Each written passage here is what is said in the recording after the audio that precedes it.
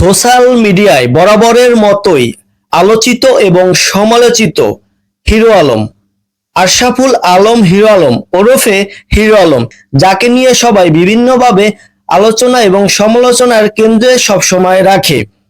এবং তার সাথে ভাইরাল হয়েছে তার বউ রিয়ামণি। রিয়ামণি আর হিরো আলমের জুটি খুব ভালোভাবেই কাটছিল তাদের দিন। হঠাৎ করে হিরো আলমের বাবা অসুস্থ হওয়াকে কেন্দ্র করে রিয়ামণি এবং হিরো আলমের সুখের সংসার ভেঙে যায়। হিরো আলমের বাবার অসুস্থতার সময় তার পাশে রিয়ামণি ছিল না।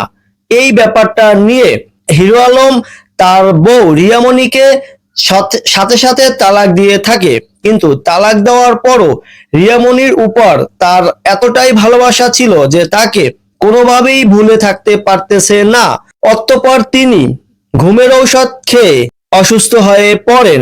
এক পর্যায়ে রিয়ামণি একথা শুনে দৌড়ে চলে যায় বগুড়ায় হিরো আলমের কাছে। এতে বোঝা যায় হিরো আলমের জন্য রিয়ামণিরও অনেক প্রেম ভালোবাসা এখনো আছে।